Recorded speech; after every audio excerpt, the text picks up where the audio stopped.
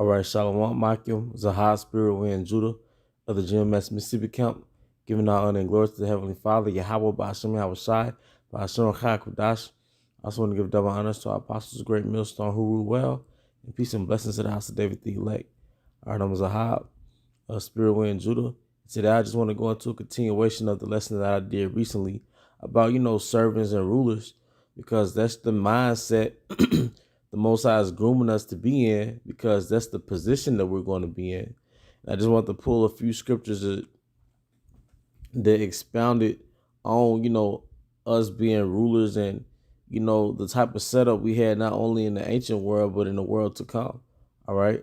So this is Judith, the 8th chapter, and I started the 7th verse. And brothers can read the account on their own time just to get the context of the whole story. But I just wanted to extract the point from the 8th chapter. This is Judith 8 and 7. She was also, talking about Judith, she was also of a good countenance and very beautiful to behold. And her husband Manasseh had left her gold and silver and manservants and maidservants and cattle and lands, and she remained upon them. So her husband, who had basically died, all right, he left her his estate. And it says that he left her gold and silver, men servants and maid servants. So he basically left her, slaves, all right, showing you that you can inherit slaves, all right, from your father, all right, your father-in-law, all right, in her case, her husband, okay. Then it says, and there was none that gave her an ill word, as she feared Yahweh greatly. Now when she heard the evil words of the people against the governor, that they fainted for lack of water, for Judith had heard all the words of Ozias had spoken unto them, and that he had sworn to deliver the city unto the Assyrians after 5 days. Then she sent her a waiting woman that had the government of all things that she had, to call Ozias, Cabris, and Carmis, the ancients of the city. All right. But it said that she had her waiting woman, all right, that had the government of all things. All right. And basically, if you go into the word waiting woman, all right, or now they call it, let me just pull it up right quick. All right. Because now it's changed into a modern day word. All right. A woman, it says a waiting woman, a woman who attends or waits in service, a waiting maid. But basically, she was like Judah's secretary. All right, so not only did she have all those things, gold, silver, men servants, women servants, she also had an overseer, all right, to oversee her estate, all right, in her affairs. And that was a waiting woman, all right? So once again, Judith 8 and 10. Then she sent her waiting woman that had the government of all things that she had, to call Ozias, Cabris, Carmis, the ancients of the city. All right. So she had a waiting woman. All right. They had the government of all things that she had. And the things that she had were, like I said, the gold, the silver, the men servants, the maid servants. So basically, she was her overseer, her secretary, so to speak. All right. And this is something that we're going to get back in the kingdom. So you can only imagine that our women, the Israelite women, when they're in their proper order in the kingdom, they're going to have women servants under them.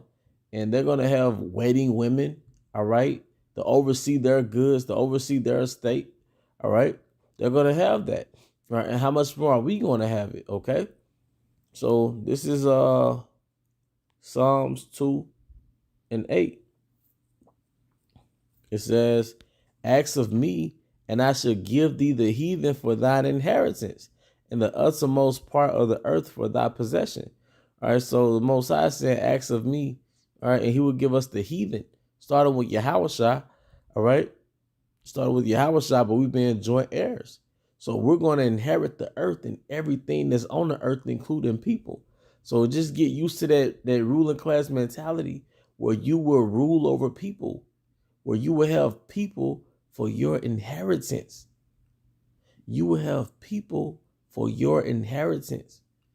All right. And your children, your offspring are going to inherit the offspring of your slaves. All right. That's how that's going to work. Okay? So get ready to rule over people. Okay? This is Revelations. All right? Let me get this right quick. Revelation chapter 2, verse 26. It says, oh, it's a lot. Let me go back to Psalms. I'm missing something.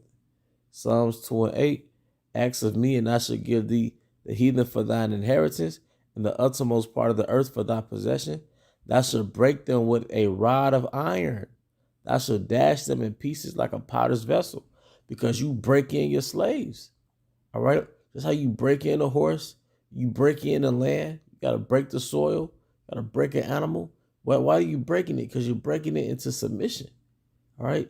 The other nations, starting with Esau, has to be broken into submission, because Esau hasn't been in slavery in what, 700 years?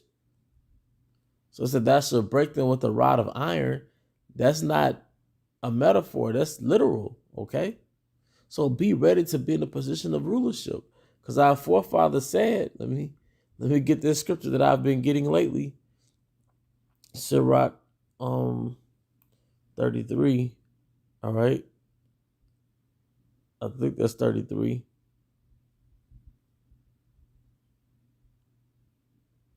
Just give me 1 second.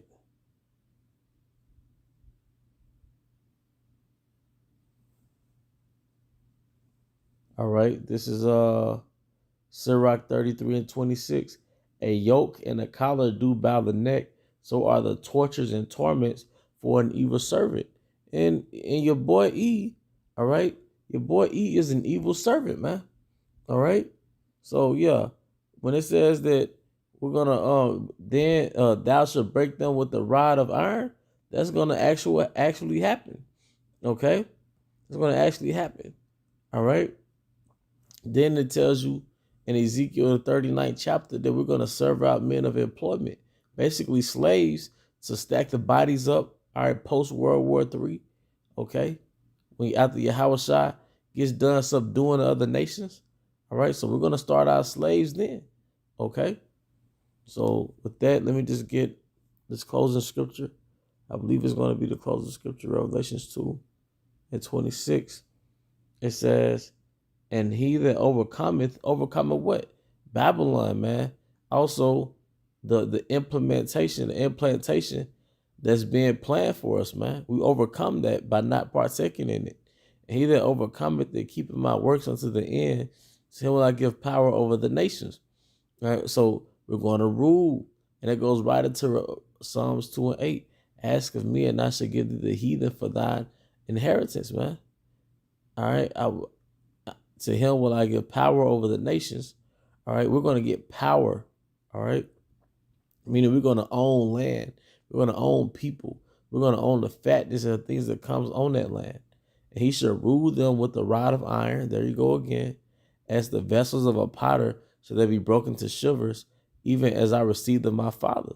All right, because that's the inheritance that Yahweh Shai is going to get. All right, he's going to get the heathen. He's going to get the earth.